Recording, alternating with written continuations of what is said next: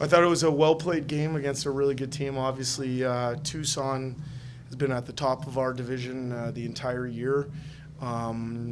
Early in the season, I think it was in the middle of November, they came in and they outclassed us in this building.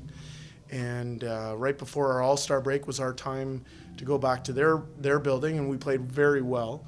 And then we had a little hiccup coming out of our All-Star break, but we challenged our team to be ready here for tonight's game. We knew they would be out for blood given the fact that we swept them in their building, and I really liked the way our team played, specifically how we got contributions up and down the lineup.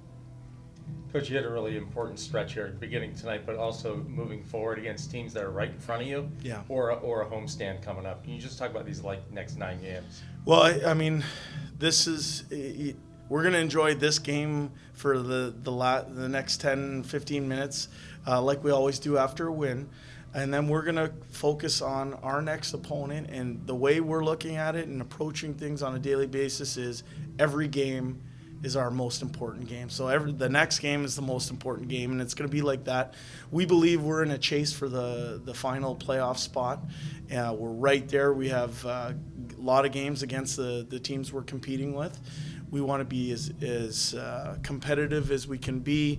We want to learn from the times we didn't win, and we want to expand on the things we did in our wins against those teams. And for us, if you look at us over the last 6 games, I think we're 4 wins in our last 6 games. And for us, if we can continue that type of clip down the stretch through the final 23, I think we'll be really competitive to be in the playoff hunt. And for us, like I said, our focus is on the next game. Every next game is our most important game. Given you just sort of answered the question, you think you have what it takes, but at the same time, given the youth you have on this roster and some of the injuries, Marody and others, do you think you have the makeup of a team that can make a playoff push? Well, I just saw our team play the number 1 team in this division, and for a good part of the season, they were the number 1 team in the American League. And our team has competed at an elite clip versus them over the last 3 games. If we bring that type of effort and attention to detail every night, I like our chances. We are young. We have a bunch of players up in Edmonton. We have some skilled players that have missed significant amounts of time with injury. But at the end of the day, we're about trying to find solutions with the people that are available. And what an opportunity it is for some of these young guys to gain experience, to play meaningful hockey down the stretch, to know what important, hard-hitting, and closely contested games look like in the months of February, March, and April.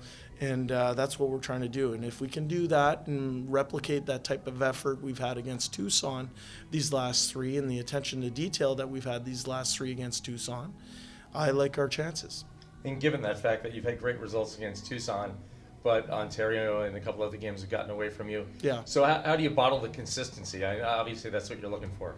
Well, yeah, I mean, that's the challenge, especially with young men, is the ability to find that even keel, the ability to find a formula that it's going to work and on a nightly basis. And for us, there's been games that we haven't loved over the last 6-7 weeks.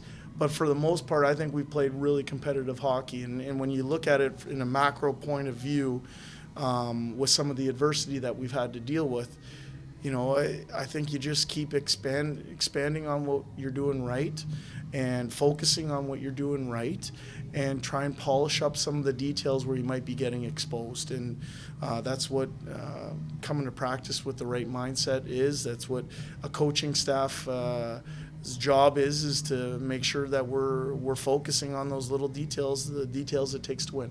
And finally, for me, the play of Bouchard, 2 more assists tonight. Yeah, it's really strung together some points. Yeah, I think he's growing before our eyes. Early in the season, he was playing, 13, 14, 15 minutes. He'd get, power play time. And now he's playing in every situation. He's north of 25 minutes every night, and he earns every single one of them. I think the plays you saw him make, shorthanded assists, he shot the puck that's something I think we're asking him to be a little bit more selfish in those situations, to shoot the puck more. He's by nature someone who's unselfish and wants to pass it, but we ask him to shoot the puck more. That set up Cave's goal, shorthanded. And then the next goal I thought was an NHL type goal. Man, that was some really nice passing from 3 or 4 different players. And the finish from Granlund was NHL caliber shot. Good. Coach, how have you seen the team weather the shifts in momentum throughout the game?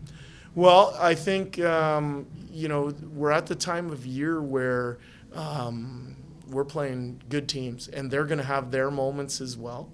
I think, what we say on the bench is, in those type of situations, we want to talk a lot because we think talk equals speed and execution.